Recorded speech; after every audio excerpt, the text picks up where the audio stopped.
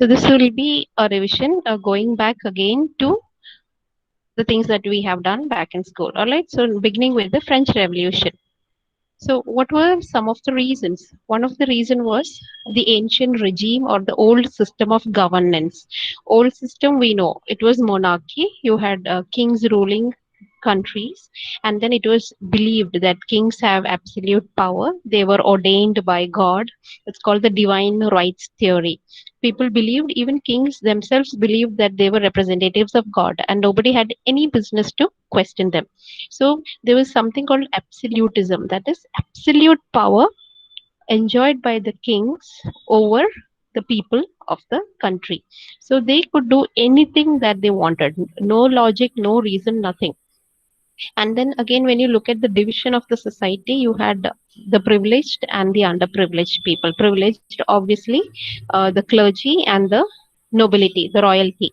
They did not have to pay any taxes and they enjoyed all kinds of luxury. And the other group consisted of the unprivileged people, the people who did all the hard work. They had to pay all the taxes, they bore all the burden, and they didn't have any representative, and they couldn't make their voice heard to these people.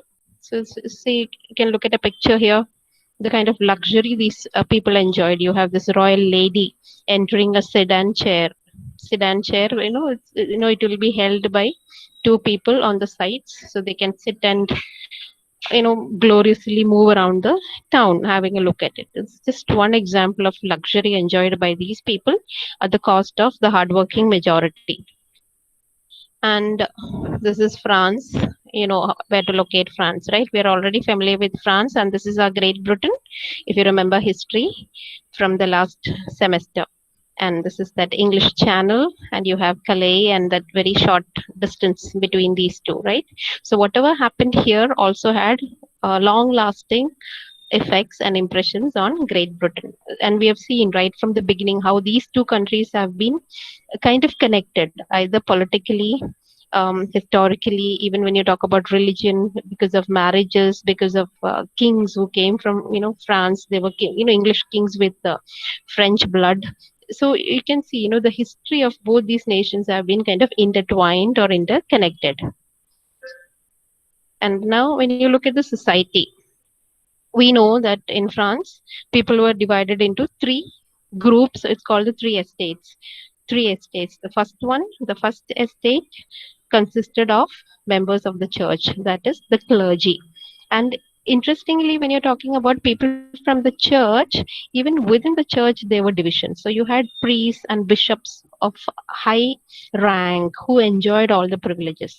But at the same time, you had priests who were at the lower rung, who were sent to different parishes. They had to do all the menial jobs. They were like assistants to all these powerful priests. So they were also unhappy. So within the first estate itself, you had unhappy lot. But then on the whole, when you look at the uh, clergy, they were very privileged. They were high ranking members. They had lots of property, lots of wealth. They led a very licentious, you could say a very shameful kind of a life. And then when we look at the second estate, you have the nobility. You have the king, the courtiers, the different, you could say, lords, the different titles. Interestingly, during this time, people would pay money to buy um, admission to the second estate to become the nobility. So all kinds of titles were there for sale. So if you get that title, you're lord of some place or whatever, you don't have to pay taxes. People will respect you. So it came with a whole lot of privileges, which made people aspire to the second estate. So if you have money, you can buy your way into all these kinds of titles. And then the third estate, you have everyone else, all the hardworking people, the peasants, then merchants, the underprivileged, all these people.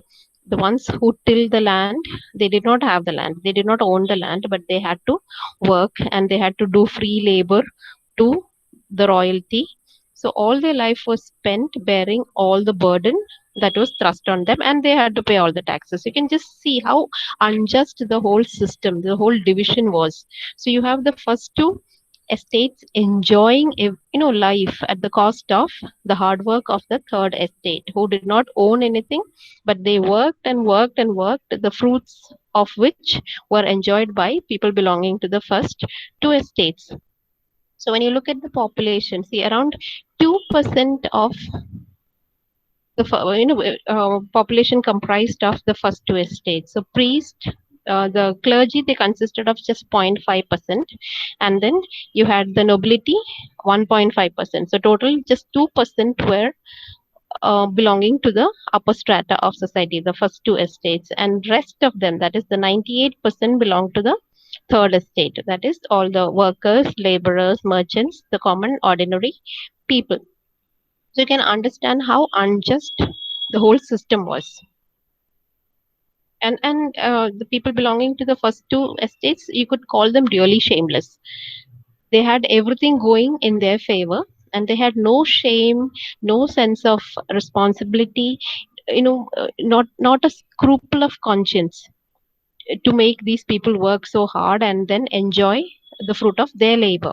And then what happened to the common people, that is people belonging to the third estate?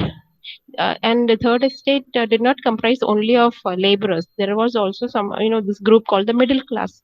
So there were these merchants, bankers, lawyers, doctors, people with profession, and they were unhappy because they were also working hard, right? They were not enjoying a very luxurious life sitting at home. They also had to work. They had to work to get the salary or the payment that they were getting, and whatever they got, even they had to pay taxes. So taxes, taxes, taxes everywhere. So when you look at some of the documents belonging to France during that time, you can see the whole, your textbook has this whole chapter, this whole a box kind of a thing given, wherein they have listed out the kind of taxes to be paid, and then who is exempted from this, the first two estate. So when you look at, this charter is called the obligations of the peasant. So they are obliged to the state by paying direct taxes, indirect taxes, then they have to pay to the church, then they have to pay to the nobility, and all kinds of taxes like uh, you know uh, wine, for salt, for special harvest. Then you have the toll tax on roads, bridges, and then another interesting thing was these people, they did not own land, or wherever they tilled, they had agriculture and all. They had to do free service or free labor to the noble people, and these noble people, they could let their game, that is their animals, graze on the land or the area that was tilled by the farmers. So how unjust the whole thing, so they had the game rights, these noble people. Game as in these animals that are hunted for pleasure. So you go hunting for pleasure, right? So these animals could go and graze in the fields, uh, fields of what do you call, crops that were raised by the farmers. So by all means, they were cornered. The common ordinary people, they were cornered. And then again, when you look at the financial situation of France, they faced a great crisis, because right from, when you're talking about French Revolution, you will have mainly um, three kings, all right, Louis 14, 15, and 16. So during their reign, the finance was pretty bad. I mean, it was in a very bad shape. There were many reasons for that.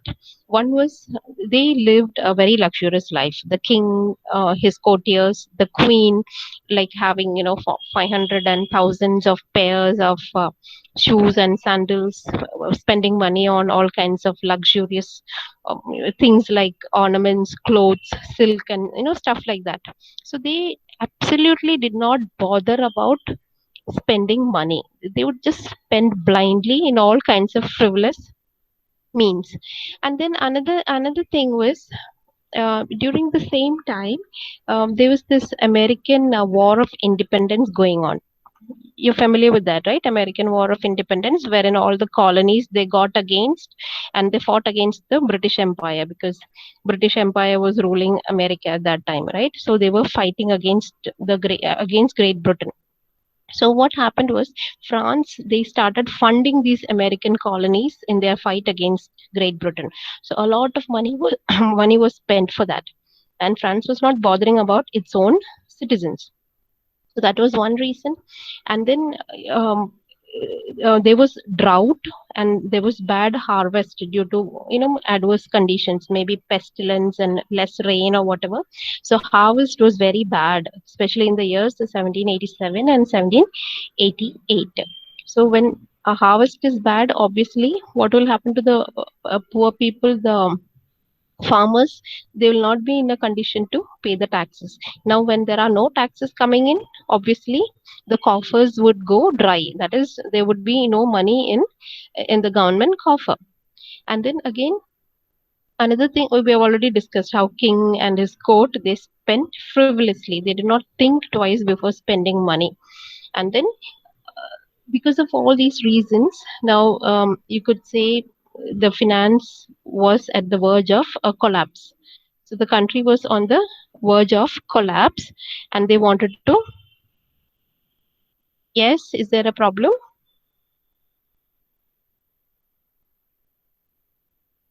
Somebody raised hand. Is that a question? Miss അറിയാണ്ട് കൈകൊണ്ടാണ്. Okay, no problem. Okay, raising the hand means you have a question. No issues. Okay, so I hope you're able to follow all this, right? This is just a repetition of what you have done already in school. So we're just looking at some of the reasons that have gone into the making of the French Revolution. So financial crisis, that was the main thing, the financial crisis. It was caused due to bad harvest, then the splurging, the luxurious lifestyle of the nobility, and then funding of the American War of Independence. France had no business to do that, but still France was being very magnanimous and spending money there, which was in a way unfair to the people of France. So all this led to, you could say, a bankruptcy on the stage of collapse. So what happened was King Louis XVI, he called a meeting of the Estates General as in representatives belonging to the different estates. So, and for around for the past so many years, there was no meeting of this kind. So it was only when Louis XVI, so Louis 14, 15, during their time also all these things happened, but then no meeting was called. They went on taking more and more money, taxes from the people. And finally, when it came to Louis XVI, he was pushed to the wall and he had no choice but to call a meeting, a general meeting, because now he had given up because there was no money at all. So now you look at the three estates. You can just have a look at the population. The first estate comprising of the clergy people. So what are the privileges enjoyed by them?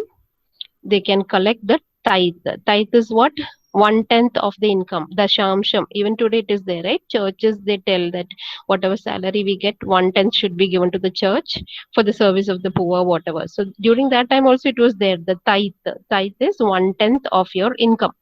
Disposable income is to be given to the church. So they would collect it, but instead of spending it on poor people and for welfare, they spent it on their own luxurious living. So they would collect the tithe, then they could censor the press, freedom of expression could be censored by them, and then they controlled education because they were the ones who were educated. So they would decide who would get more education, whatever. They kept the records of all these birth, death, everything. So it was like a mini government, you could say. And then Catholic faith was the official faith. So people were scared and they had to practice it, and they could not actually voice their dissent against the church. So church was a very, very powerful institution and it owned around 20% of the land. And what are the exemptions? They did not pay taxes. And then these priests, they were subjected only to the canonical law, that is the church law, and not the civil law. This kind of a situation was there in England also, if you remember British history. And uh, the kind of burden, what was the burden? They were supposed to take care of the poor people and the needy because they were getting all this tithe, and they owned 20% of the land, so they had a lot of property and they had this obligation to take care of the poor. and then they had to support the monarchy and the old regime. That is, they had to be in favor of the king. So these were the burdens they had. But then the first one, we know, moral obligation towards the poor and the weak, they did not carry out. They were least bothered about it, and supporting the king as long as it benefited them, as long as they were also getting something of the loot or the share, they were happy to support the monarchy. So that was not much of a problem for them. Now, when you look at the second estate, as in the nobility, nobility, we know, consisted of around 1.5%. So they collected tax in the form of feudal dues. All kinds of taxes were there. You can see the list here. We'll come to this. So all this was collected by um, the nobility, and the military state appointments, everything was in their hands. All these positions to high ranking jobs in the government sector was held by this particular estate, the nobility. And then these people also owned a lot of the land, around 20%, and they were also exempted from taxes. So the first two estates, they did not have to pay taxes. And then what was the burden? They had to support the monarchy. So here, monarchy as in all these lords, people in the court, they had to support the monarchy. So here also it was not much of a problem. Now the third estate consisted of all the other people, the bourgeoisie, the working people, city workers, merchants, peasants, even many parish priests, the lowly priest, if you remember, right? So they were also part of the third group. And what are the privileges? None, not a single privilege. And exemptions, not a single exemption. And look at the burden, the list. They had to pay all the taxes. They had to pay the tithe, the church tax, the shamsham.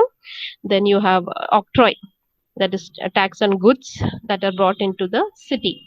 And then forced road work. So if there was some road work going on, they had to work. Then there was poll tax, income tax, salt tax, land tax. Then feudal dues for the use of local manors, wine press, oven, etc. That is, if you have grown grapes, you will need the wine press, right? So if you're using these services, you are making use of the oven to bake your bread, because they did not have their own oven and all. So wherever they had to use these kind of instruments or facilities that were owned by the local lord, they had to pay money for that. And another thing, it's not mentioned here, as I told already, they had to work free of cost for in the lands of people belonging to the second estate. They had to work free of cost, and then again they had to let game belonging to these people to graze on the land or the crops that they had grown. So it was a win-win for the first two estate. Everything was a win-win for them.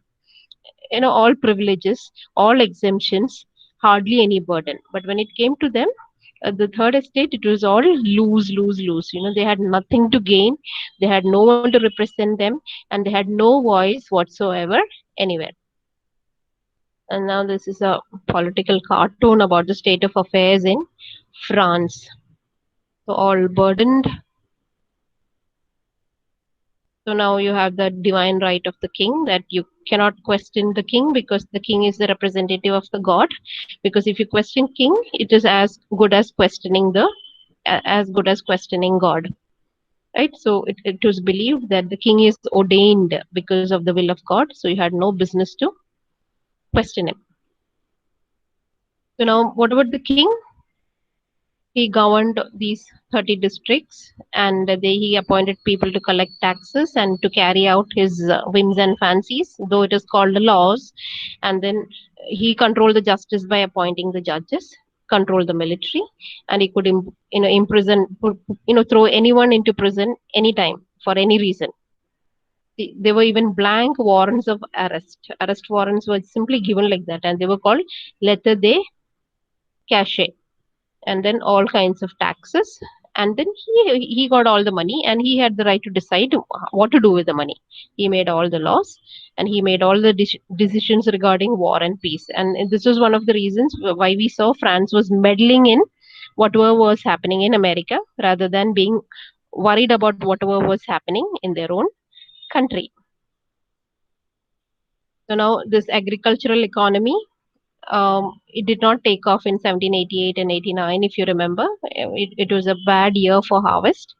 And then poor peasants, they had to pay all the taxes. And then poor harvest would mean they would have no money to pay the taxes. They could not, and every year the taxes would be raised, 5%, 10%, whatever. And then and the bourgeoisie as in the working class, or you could say the common ordinary people, they were not that bad as I mean, their situation was not as bad as the the peasants and the farmers, but then they were very unhappy.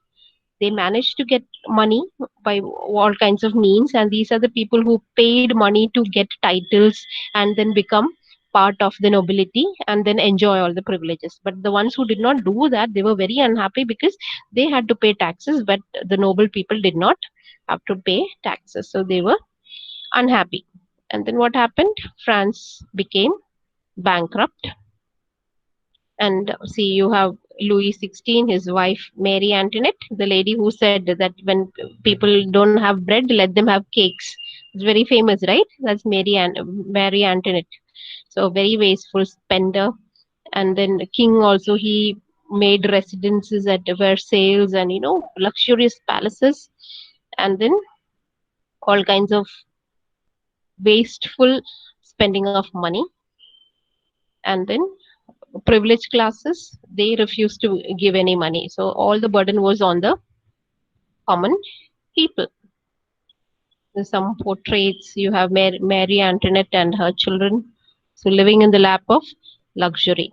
So what are some of the long and short term causes? Long term causes, we know how the society was divided into these three unjust estates. And then short term causes are the immediate causes. Immediate causes, what? Crops failed.